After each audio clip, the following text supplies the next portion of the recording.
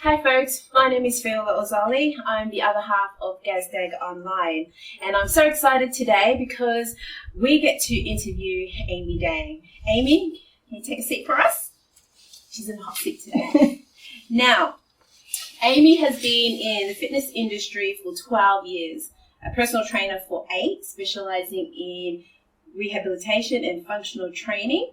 And if you don't know this about Amy, she actually has an honours degree in science and a postgraduate in computer science.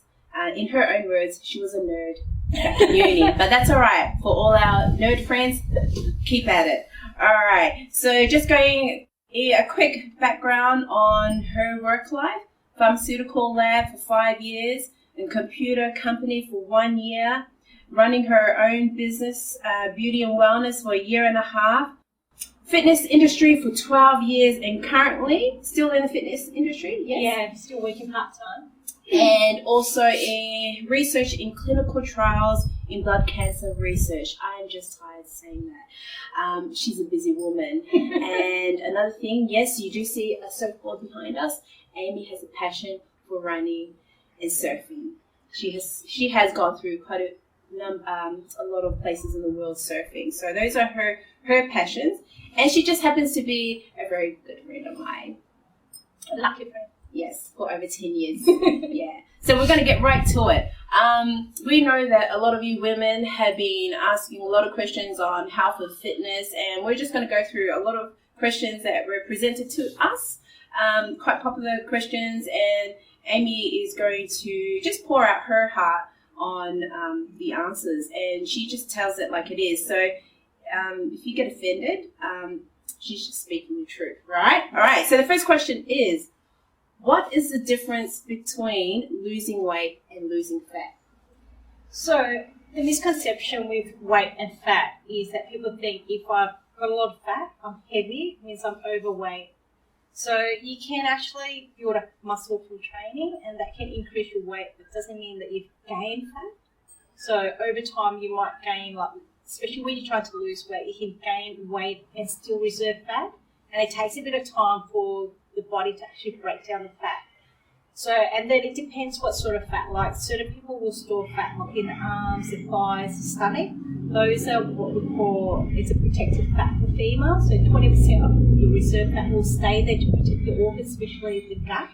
And that's why females find it really hard to kind of lose weight in the gut. So just because you can't say that I was 50 kilos when I was 20 and now I'm 80, gone 30 kilos above what my ideal weight is. When you're 20, you've got this great metabolism. You probably look great at 20. You can't reserve that same weight when you're, say, 40 or 50. So you have to be realistic. What's a healthy weight for you? And if that weight is considered a healthy weight where you can do activities without feeling tired, you know, you can walk for 30 minutes without feeling like you're fatigued or you're out of breath, then that's a good weight for you. So there's no ideal weight for anyone. It's just whatever's healthy for you at that age and that lifestyle. So if you're a mum with 3 kids, you're not going to be expected to be really thin, or that will be considered underweight. So you want to be a healthy weight where you are actually physically healthy and feel great about yourself. In terms of fat, I think you can't measure fat. So that's why people think, like, if I'm heavy, I'm fat. That's not the case. So yeah, so fat and body weight is really two different stories. Just because you've got a bit of belly gut doesn't mean you're fat.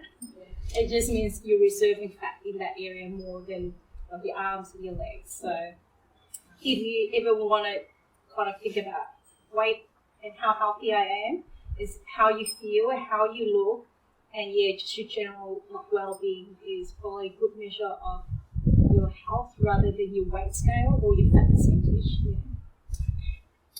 Now, the next question is, and I think a lot of us women have Googled this, and I'm going to admit I am one of them.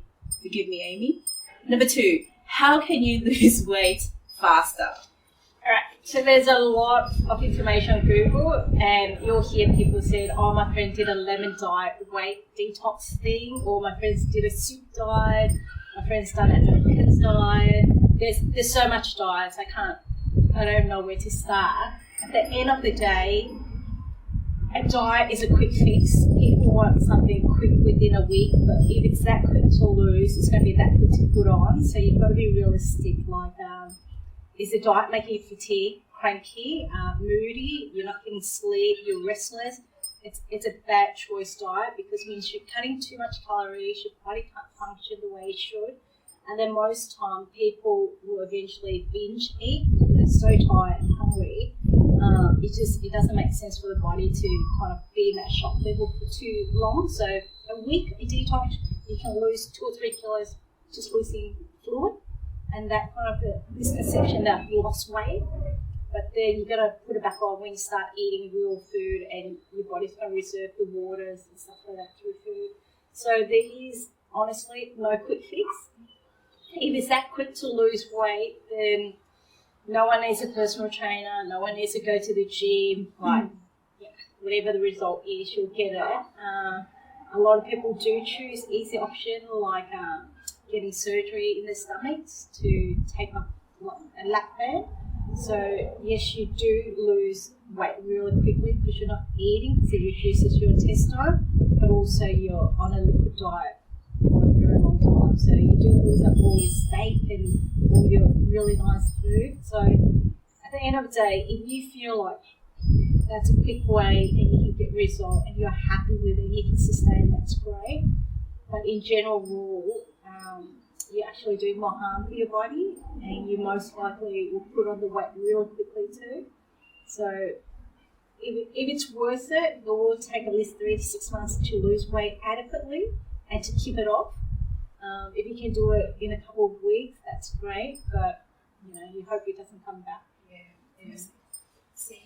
You hope it doesn't come back. All right. What are the most effective things women in their 40s can do to stay fit and healthy? And I am, if you don't know, Amy and I are in our early 40s. Yes. So we're busy. And say for a woman like myself who has a husband, a child, building business, work, church, you name it, we're doing it. What can we do? So I'll be honest with this, because I am 41, and I have a very different lifestyle to like Fee. I don't have kids. I'm single.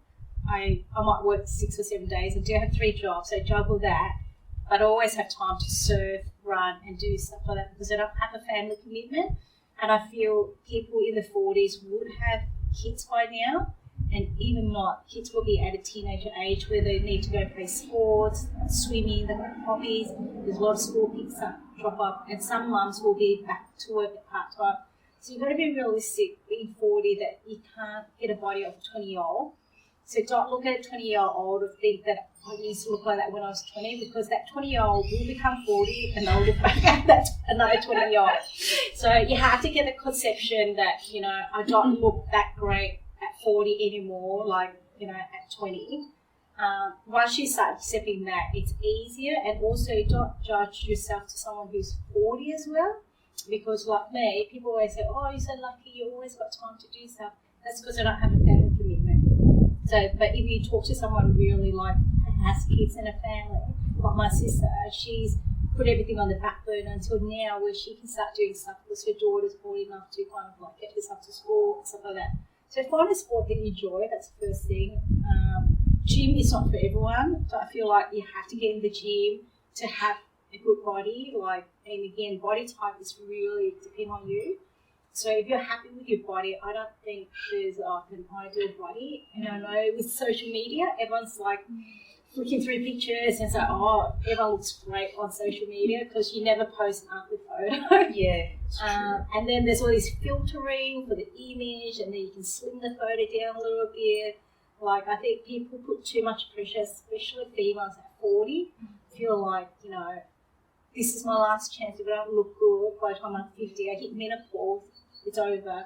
And at the end of the day, I don't think your image is your first priority. It's actually your health. If you don't feel great waking up every morning and you're constantly tired, then there's definitely a health issue that you're not working out. Also, nutrient issue, you're not eating enough, and a sleep deprived issue. So if you're stressed a lot, you don't sleep, there's a combination of stuff females. So the simple thing is find a hobby that you love. Then it's not a chore. You're not exercising because you have to. Whether it's yoga, walking, swimming, you don't have to be in the gym doing exercise. But you find something you love, a passion or sport, then it takes the pressure off trying to keep fit. And naturally, that fitness is just a reward because you're doing something you love. To enjoy life and not feel pressure. All right, next question, and this definitely affects everyone. How does your menstrual cycle affect exercise? So I'm not a doctor, and again, Google probably have a lot of things that you can search on from real medical people who can give you medical advice. But menstrual cycle is really different for everyone. Like I know, especially when you get to your 40s, some people have pre-menopause cycle, so they might have heavier or they might skip a lot. For me personally, I found that if I am about to get it, that if I do exercise, it actually takes off the pressure in my lower back, and I feel like the fluid retention around the stomach is not as heavy as if you didn't do any exercise. But again, sometimes it's really heavy where my stomach really hurts and my back aches and I've got cramps. You don't want to force yourself into the gym because it's just painful. You probably just want to rest, take some, an analgesic, which I've used, a water bottle, and if you feel better doing that, it's better. But also don't have the pressure that you need to exercise while you have it. If you're not comfortable and it's not, relieving your pain, then best just to rest for a week. You're not going to put on weight if you rest for a week, but just to let your body kind of work its way through. And again, if you feel like it's an issue, you should talk to your GP. But generally I find that if you actually actively move, the blood flows better, and you generally relieve acute pains too. Yeah. That's awesome. You don't have to tell me twice to rest for a week, that's for sure. All right. Next question. Now, this is a big one because everyone's looking at their body types, what to eat. And I know a lot of women some women in my work in the past have been eating according to their body type. So how does my body type affect exercise I'm doing? And what are the body types and how do I determine mine? Okay, that's a mouthful, but your view on that. So, again, Google. So there's a few what they call generic body types. So you've got your pear shape where you're thin up top and you generally have a flat stomach, and then you put all your weight through your bottom, so you're more like a pear shape. And then you've got what they call like an apple body type where you're more dominant up top, so you tend to put weight up top. Like if you ever put on weight, it will be your chest, your arms and stuff like that. But then you always got this thin legs, which is the same size, like you always wear the same pair of pants. You don't really put on weight through your bottoms or your thigh. So that's like an apple shape if you look at it. And then what they call the ideal body type, your hourglass, which is most models. All right, so if you look at a model, they've got a beautiful chest, upper body, everything seems proportioned, the legs are long, they've got this nice waist. Now that's, unless you're a model or an actress, that's a really deceiving body type. So most people fall either the upper body type or the lower, or even like for me, I've just been lucky genetically that I'm petite. But if I put on weight, it goes up top really quick. So that's how I can tell where I put weight to. So there is no exercise designed for that body type. So people think, if I'm heavy on the bottom, I'll do a lot of leg and running and I'll lose the weight and thin down. That's not true. When you lose weight, your body determines where it wants to lose weight. And the idea is where you retain body fat, it's where your body is less likely to want to lose weight. So if you struggle to lose it in your gut and your bum, then or lose everywhere else, and that's your last part. If you struggle to lose it on your arms or your chest, then you'll lose it all from there, and then it gets to there. Because your body has a predominant area where you want to reserve body fat, and that's just how genetically you're made. So you can't change your body type. There's no exercise that will say, okay, if I keep doing that, if I just do legs only, don't do my arms, or shrink. It's best to do functional exercise. So you want to do upper and lower body to get a nice time for your whole body. And I think more importantly, for females, I think you should be happy with your body type and work with what you've got. So for example, I'm pretty petite and short, so I love maxi dress, but it looks like a curtain on it. So I'm not going to wear it because I just look like I'm walking around with a piece of rag. And it looks great on you because you're tall enough and you've got a nice, like, broader shoulder. So it looks nice when you wear a maxi dress, which I don't have. Yeah. So you can't find clothing where it's great because it's like me. I wear like this little baby doll dress that, you know, just floors out and it's knee high and it looks fine. But if you wear it, people say, are you pregnant? Yeah. So it's really deceiving. So firstly, your body type's one thing, and secondly, choosing the clothing to match your body type. So yeah, you don't want to wear things that's so tight to you that you start showing all your little gut and this, and you're not happy about it because that's just not making you comfortable. So yeah, if you pick the right clothing for your body type, I think you'll look better and you'll feel more comfortable in them. And you probably it's really important that the female, and there's a lot of things about us judging ourselves too much. And again, back to social media, we look at pictures and we think, oh, they look so great, and you know, but in reality, you need to be happy with what you've got. And if that's your body type, just exercise in general. Those naturally will burn your body fat, and then you'll just slim down and then tighten up all your body at once. But you can't do like, if I've got flabby arms, I can't keep doing tricep dips all day. It's not going to build enough muscle there. So, yeah. Good one, ladies. All right. Now, this is like the other end of the scale. So we talk about like, oh, I want to lose weight fast. But how about those who are underweight? What can they do to put on weight in a healthy way? So underweight, it's a tricky one because there are two types of underweight. One is genetically just got great metabolism. You're just one of those people who can eat anything, never put on weight. But the other side, they always feel like they can't put on weight and they don't look great in anything because everything's too big for them, like they're way too thin. And again, people compare each other too much, and sometimes that affects your mindset rather than actually being happy with yourself. So if you've got a good metabolism and you can eat anything, you just got to be careful that just because you have a good metabolism, you can't just eat junk food and fat food all the time because you'll reserve it in your body and then you'll have issues like high cholesterol and diabetes if you eat a lot of sugars. So just because you're put on weight doesn't mean that you're internally healthy. And the second issue with underweight is that if you have an issue with weight, like if you're subconscious with your weight, so you can fall into anorexia, so you want to consult with someone about what is your problem really with not putting on weight. So it could be, if it's a genetic thing, you just need to choose healthier food option.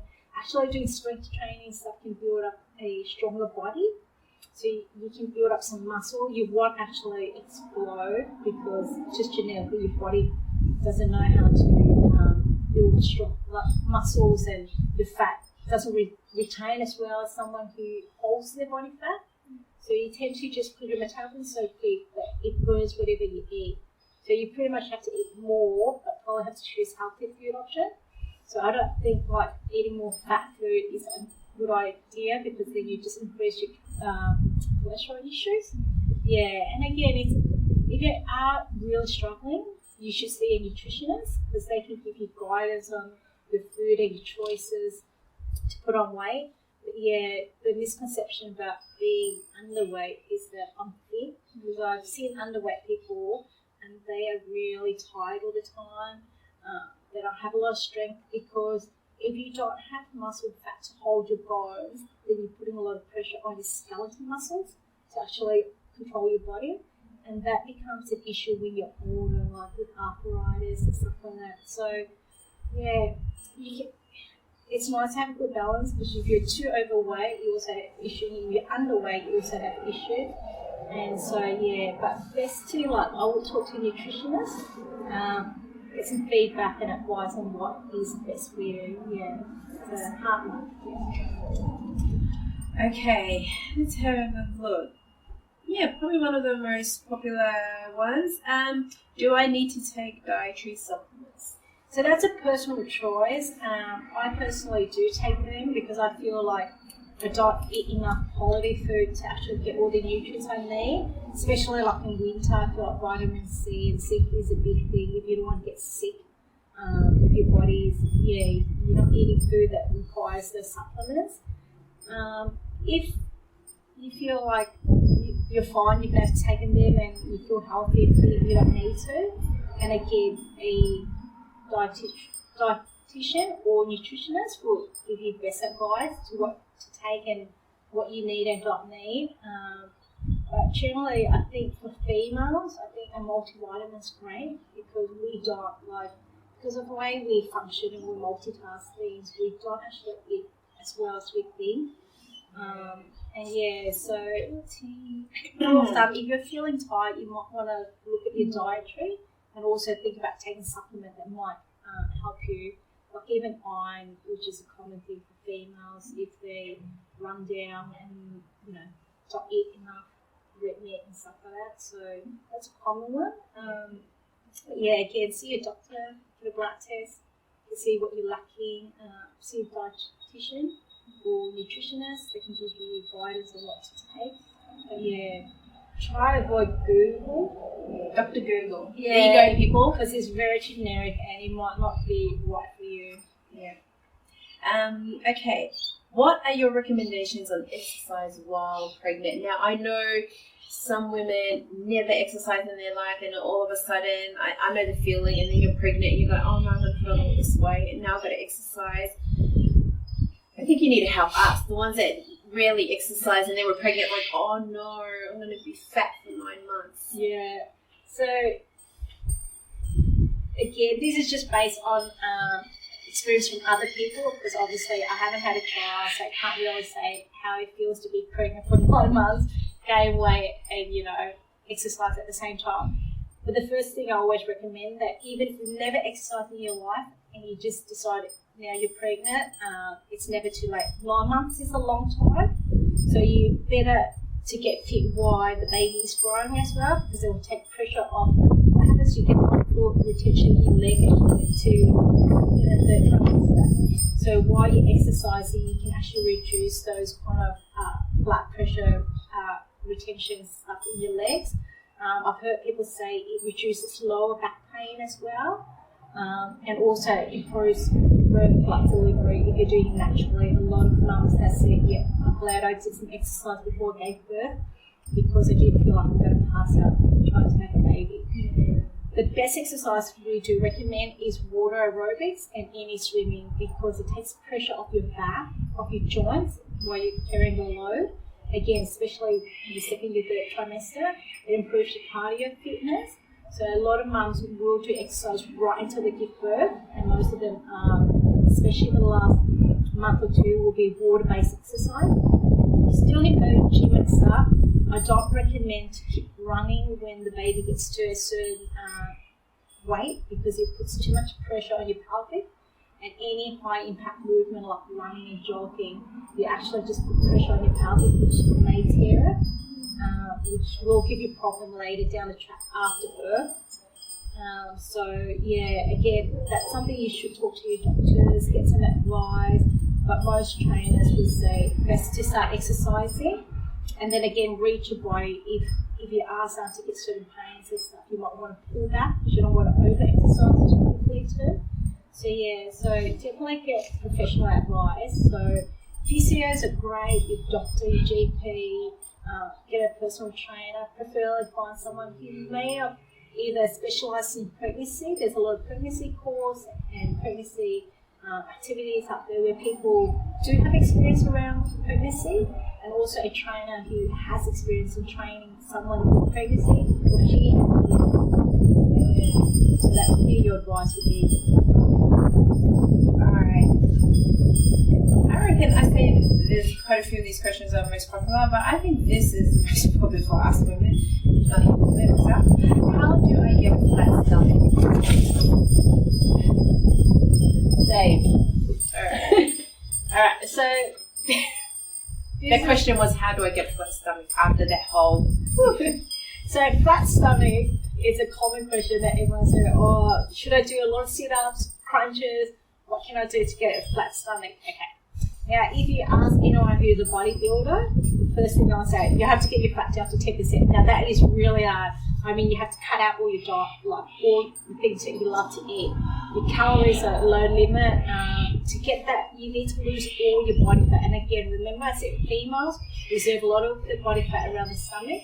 And that's because we need to protect our organs, especially our ovaries. So your body, this is the last part you want to get rid of. So it's much harder for a female than a male to lose weight, and you'll find that you always get stuck and you can't get this little baby fat around your gut off. That's the reason. So flat stomach, in reality, if you look at someone you think they have a flat stomach, like a lot of people think, oh, I'm pretty thin, but if I flipped it up, I do have a little bulge. But, and we're not going to flip it up. So we're not going to flip it up.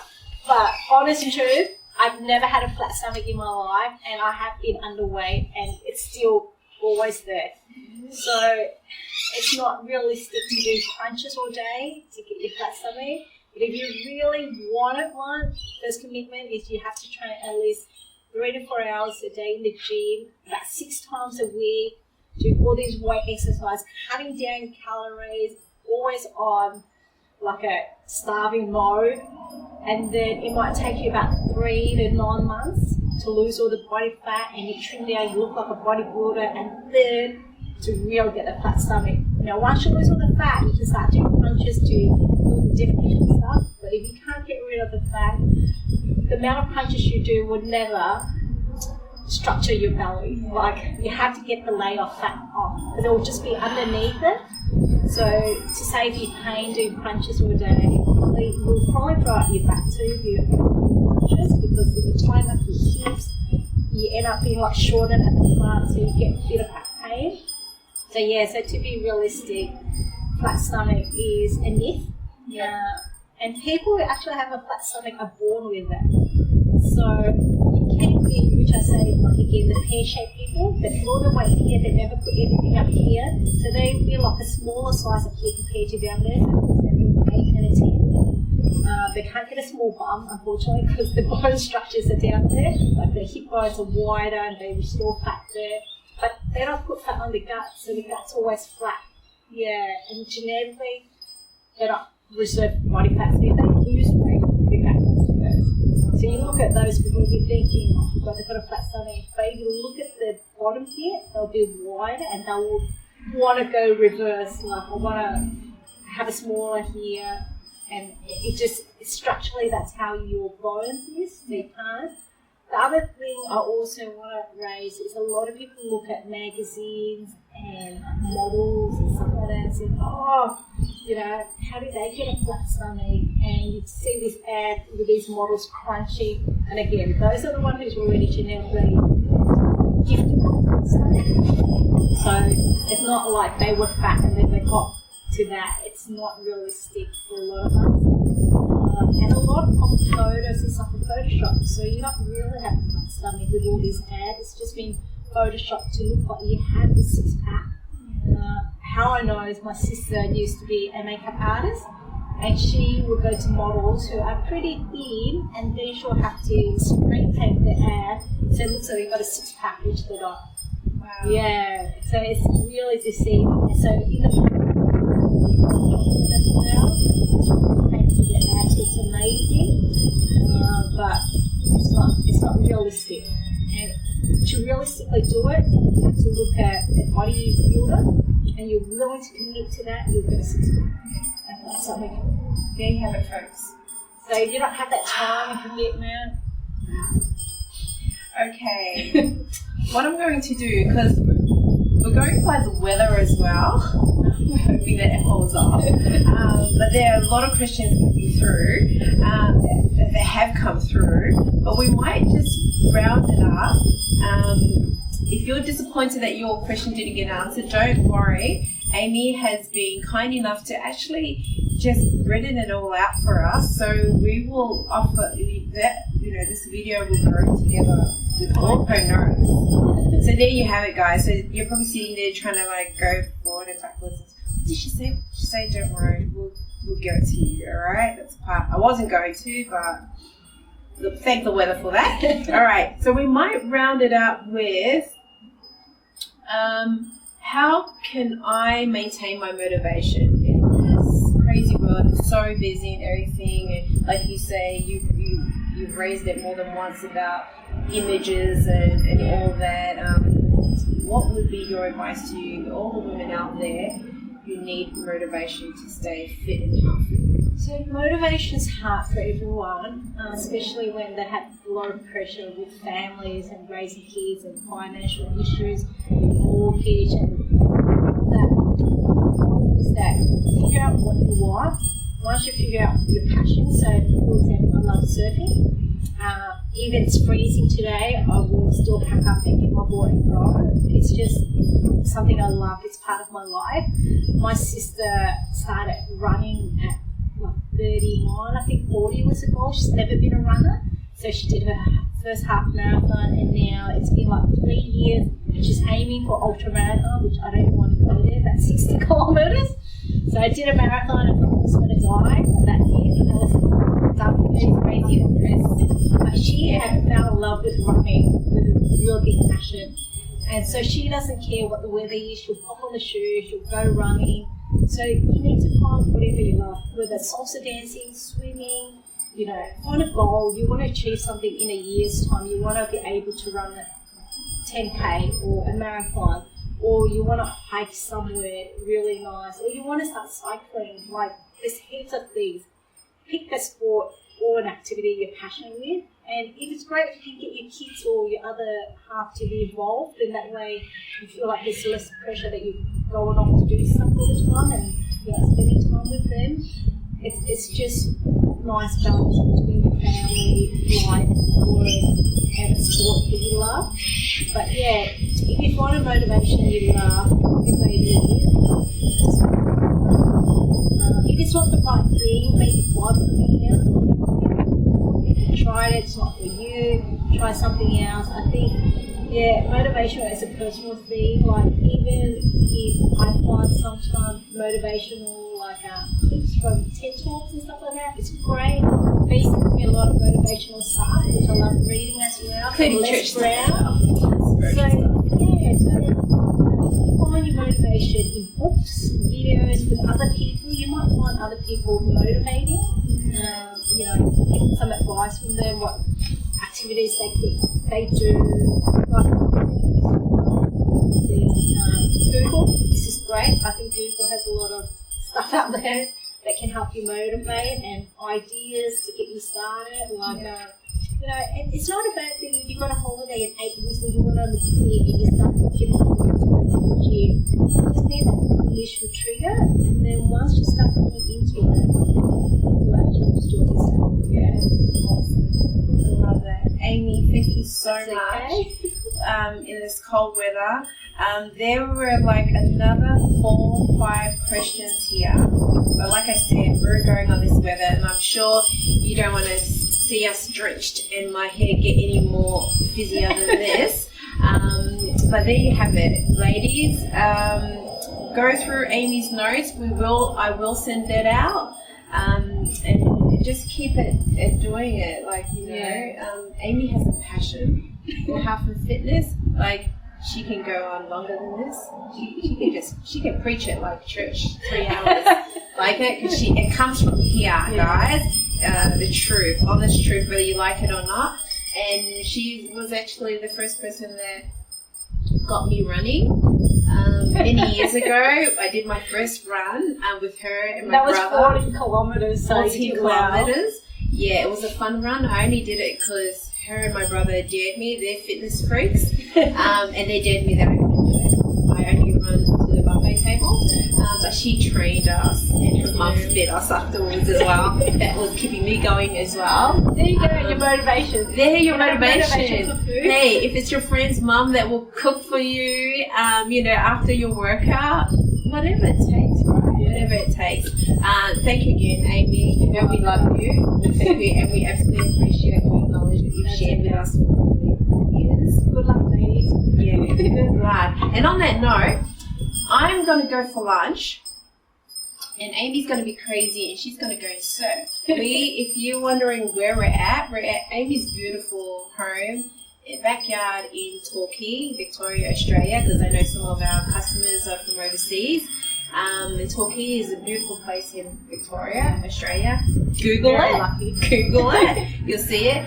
You walk down, Torquay Beach is right there, and she just happens to live, where she serves. So there you have it, folks.